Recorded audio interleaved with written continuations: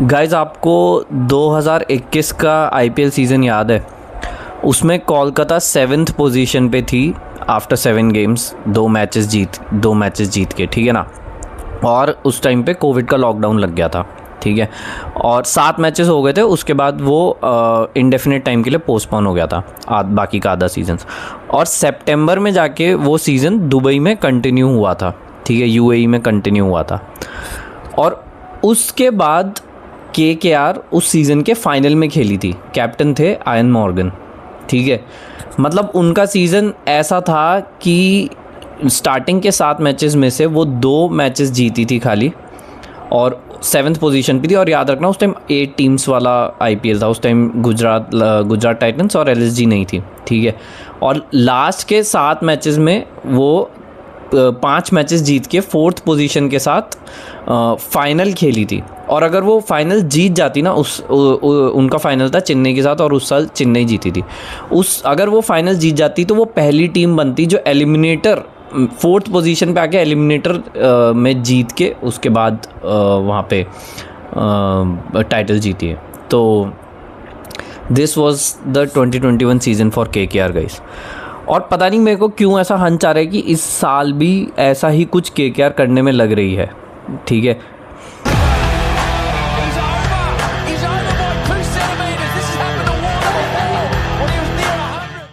Hello guys, welcome to no ball opinions. This is your host and दोस्त प्रतीक। और कल के मैच की अगर हम बात करें तो मतलब KKR were as clean as a whistle. I mean clean performance दी उन्होंने, सामने वाली टीम को कम स्कोर पे रोका।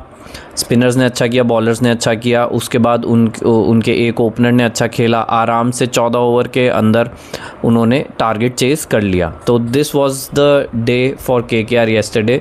दिल्ली का तो बिल्कुल अब मेरे को लगता है कि चांस यहाँ से बिल्कुल नील चांस है। क्या पता, मेरे को तो नहीं लगता अब दिल्ली क्वालिफाई कर पाएगी, क्योंकि मैक्सिमम अब वो 14 पॉइंट्स तक ही पहुंच सकती है। तो 14 पॉइंट्स में इस सीज़न में तो मेरे को मुश्किल लग रहा है। बट कल के मैच की अगर बात करें तो मतलब कल के मैच की अगर अपन बात करें तो केकेआर ने स्टार्टिंग से ही दिल्ली पे प्रेशर बनाए रखा। ऑल्दो पथुम निशंका ने बहुत अच्छी इनिंग्स खेली, 50 रन्स की, अच्छी, मतलब वो अच्छे निक में लग रहे थे, अच्छी बैटिंग कर रहे थे। फर्स्ट विकेट की जो साझेदारी थी वो तो सही थी, वो अच्छी थी। केएल राहुल भी उनका अच्छा साथ दे रहे थे। केएल राहुल ने भी अच्छी इनिंग्स खेली है, 14 बॉल पे 23 रन बनाए। बट पथुम निशंका बहुत अच्छी निक में लग रहे थे, उनके शॉट्स एकदम क्लीन आ रहे थे। और एक बार स्पिन इंट्रोड्यूस हुआ आफ्टर पावर प्ले में भी पहला ओवर ही स्पिनर का था, बट आफ्टर पावर प्ले जब प्रॉपर, मतलब ये अनुकूल रॉय, सुनील नारायण और वरुण चक्रवर्ती ने जब स्पिन अपना प्रॉपर स्पिन का जाल रचा दिल्ली के अराउंड, उसके बाद तो भाई मतलब कोई चांस ही नहीं देने दिया। केकेआर ने कोई चांस ही नहीं दिया दिल्ली को। मतलब आप ये देख लो कि अक्षर पटेल ने 22 बॉल पे 11 रन बनाए यार। 22 बॉल पे 11 रन आज के ज़माने में भाई, 15 साल का बच्चा 15 बॉल पे 50 बना रहा है। 22 पे तुम कम से कम 22 बना लो, 25 बना लो, 11 तो मत बनाओ। तो एक टाइम तो ऐसा था बीच में जब 28-30 बॉल तक कोई बाउंड्री नहीं लगी थी दिल्ली की। उसके बाद आशुतोष शर्मा थे तो उन्होंने अच्छा खेला, मतलब लास्ट तक वो लेके गए, अच्छा उन्होंने खेला। मेरे को तो लग रहा था कि 140 भी नहीं बनेंगे, 140 छोड़ो 130 भी नहीं लग रहे थे मेरे को जिस हिसाब से खेल रहे थे। लेकिन आशुतोष शर्मा ने अच्छा खेला, मतलब उनके शॉट्स काफ़ी अच्छे थे। और यार बहुत मेरे को ऐसा लग रहा है दिल्ली ने इस बार है ना आशुतोष शर्मा को बहुत अंडर यूज़ किया है, बहुत। मतलब पिछले साल कितना अच्छा यूज़ कर रहे थे, ऊपर आते थे वो। अभी आप देखो 6ठे 7वें नंबर पे आ रहा है यार आशुतोष। आराम से, इतना अच्छा बैट्समैन है, इतने बढ़िया बैटिंग करता है, अच्छी स्ट्राइक रेट के साथ भी बैटिंग करता है, फिर भी पता नहीं उसको इतना नीचे लेके आ रहे हैं। अक्षर पटेल को, मतलब है ना, मेरे को ऐसा लगता है कि अक्षर पटेल को नीचे आना चाहिए था, आशुतोष शर्मा के नीचे आना चाहिए था उसको। बट ठीक है। और फ्रैंकली स्पीकिंग मेरी तो ये, Nitish Rana is now over for IPL. मैं सही बताऊँ, I will not mince my words, but हाँ, इक्का दुक्का पारी उनकी आ जाती है 14 मैचेस में, पर उनको पूरे 14 के 14 मैचेस खिलाने का कोई तुक नहीं है। तो उनको पता नहीं क्यों ही टीम्स लेती हैं, क्यों खिलाती है, मेरे को तो समझ में नहीं आता। You have better players, you have Abhishek Porel को उन्होंने बाहर बिठा रखा है, बताओ। उसकी he is a better replacement for Nitish Rana, he is a very very good replacement for Nitish Rana. उनको लेके आओ, केएल राहुल को थर्ड पे खिलाओ और अभिषेक पोरेल और प्रथुम निशंका से ओपन कराओ। अब तो कुछ बचा नहीं है सीज़न में, अब ट्राई करके देख लो, क्या पता पृथ्वी शॉ को भी खिला सकते हो अब तो आप।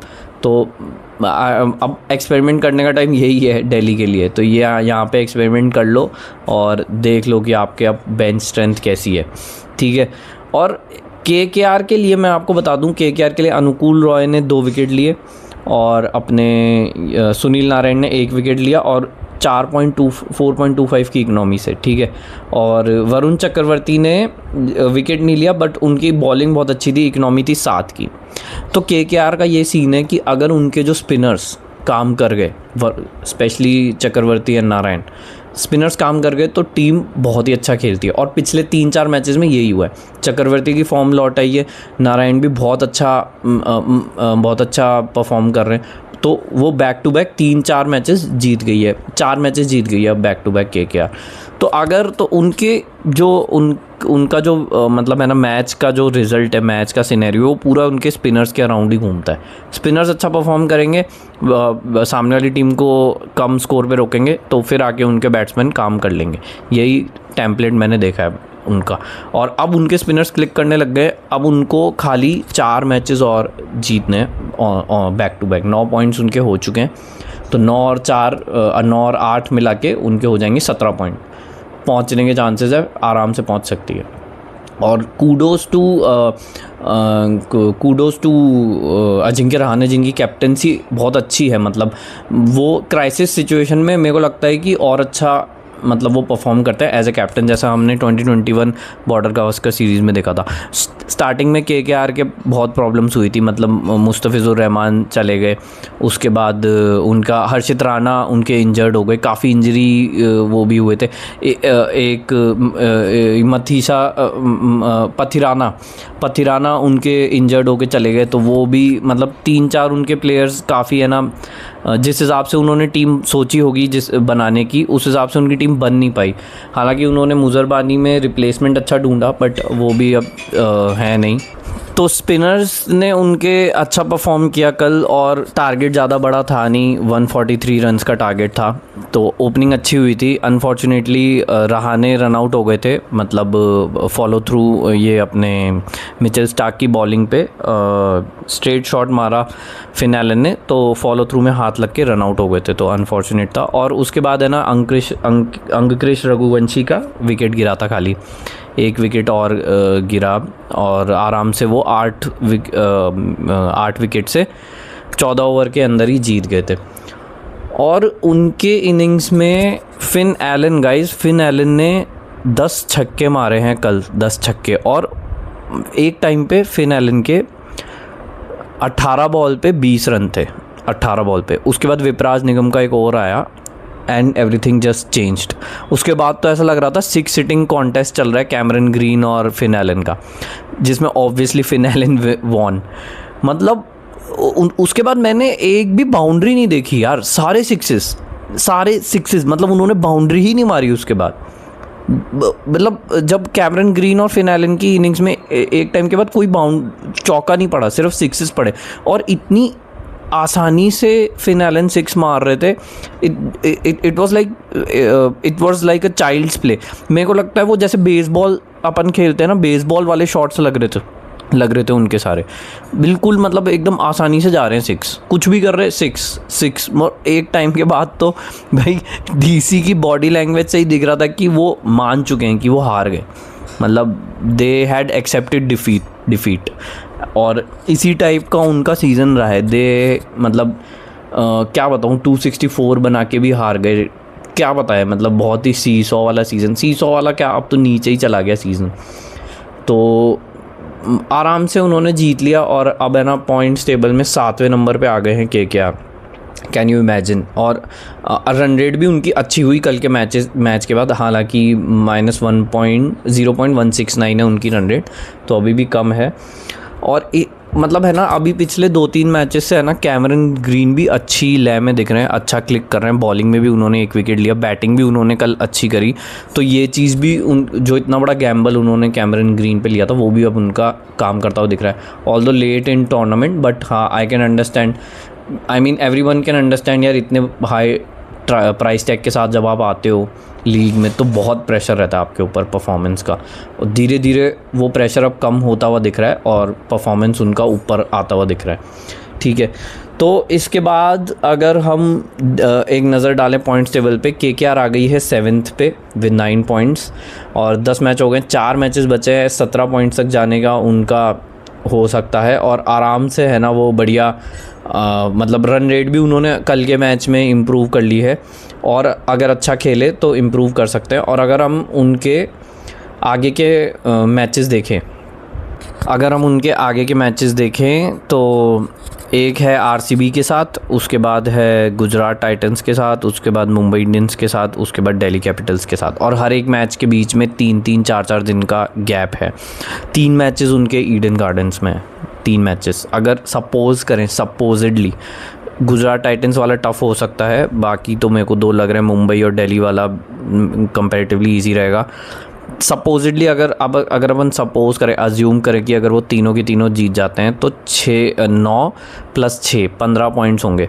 डाइसी रहेगा, बट कुछ पता नहीं, पहुंच भी सकते हैं टॉप 4 में, कुछ पता नहीं कि मतलब मेरे को तो कुछ आइडिया लग नहीं रहा है इस आईपीएल में क्या चल रहा है, कौन इसकी स्क्रिप्ट लिख रहा है, कुछ पता ही नहीं है। जो भी स्क्रिप्ट लिख रहा है वो best writer, best script writer, best screen writer है in India, in fact in the world मैं कहूँगा। तो मतलब पहुंच सकते हैं, बहुत अच्छे चांस है, अच्छी निक में लग रहे हैं। मैं तो प्रेडिक्ट यही करूंगा कि 4th पोजीशन पे केकेआर ही है भाई। अब तो मतलब मैंने क्या ही प्रेडिक्ट किया था पहले और अब क्या ही कर रहा हूँ, बट मेरी तरफ से तो केकेआर है, क्योंकि अब आरसीबी भी फंबल कर सकती है और पीबीकेएस भी मेरे को लगता है कर सकती है फंबल, बट पीबीकेएस पहुँच जाएगी टॉप 4 में। मैं बताऊँ क्यों, क्योंकि उनके साथ रिकी पॉन्टिंग, श्रेयस अय्यर है, they know how to get job done, they just know. और रिकी पॉन्टिंग का ऑस्ट्रेलियन माइंडसेट वो ये है कि नेवर गिव अप वाला माइंडसेट है, तो वो पीबीकेएस एसआरएच ये 2 तो है ही टॉप 4 में। केकेआर स्नीक इन कर सकती है टॉप 4 में, पूरे चांसेस लग रहे हैं, और मेरी तरफ से तो वो है 4th पोजीशन पे। बाकी देखते हैं आगे क्या होता है। और कल के मैच की अगर बात करें, राजस्थान और जीटी का मैच है, वो है जयपुर में, मेरे होम टाउन में। अभी मैं जयपुर में ही बैठा हूँ। टिकट्स की बहुत कोशिश की मैंने, बट मिल नहीं पाया। और ये मैच बहुत क्रूशियल होगा दोनों टीम्स के लिए, क्योंकि जो भी टीम इसमें जीतेगी ना सीधा 2nd पोजीशन पे जाएगी। मैं तो चाहता हूँ भाई आरआर जीते, मेरी होम टीम है, फेवरेट टीम है, आरआर ही जीतनी चाहिए। बाकी पता नहीं, बहुत सीसॉ वाला सीज़न है, कुछ भरोसा नहीं। आरआर का सेकंड हाफ में वैसे ही कोई भरोसा नहीं होता, मतलब जब चाहते हैं जीत जाए, किसी लप्पू सी टीम से हार जाएगी, किसी स्ट्रॉन्ग टीम से जीत जाएगी, कुछ पता नहीं है भाई। कल का मैच तो जीतना ही जीतना है आरआर को, क्योंकि अगर ये मैच जीत गई कॉन्फिडेंस आएगा अच्छा खासा। जो भी टीम ये मैच जीतेगी उसके पास अच्छा खासा कॉन्फिडेंस आएगा।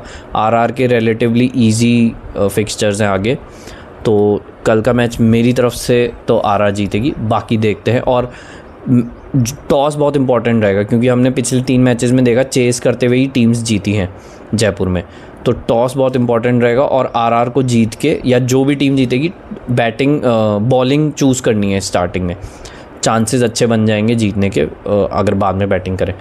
मैं ऐसे नहीं कह रहा 100% बॉलिंग पहले करने वाली टीम जीतेगी, बट चांसेस बहुत अच्छे हो जाते हैं। तो ये था आज का शो गाइस, थोड़ा जल्दी में भी निपटाया मैंने, काफ़ी लेट हो चुका है, रात को बना रहा हूँ ये वीडियो। तो आपकी क्या राय है, do tell me in the comments below. आपके टॉप 4 अब कौन से होंगे वो ज़रूर बताइए। नया चैनल है, सपोर्ट करें, डू लाइक शेयर सब्सक्राइब। इस चैनल पे और भी हम कंटेंट डालेंगे और आपसे बातें करेंगे। So okay guys, good night, good bye.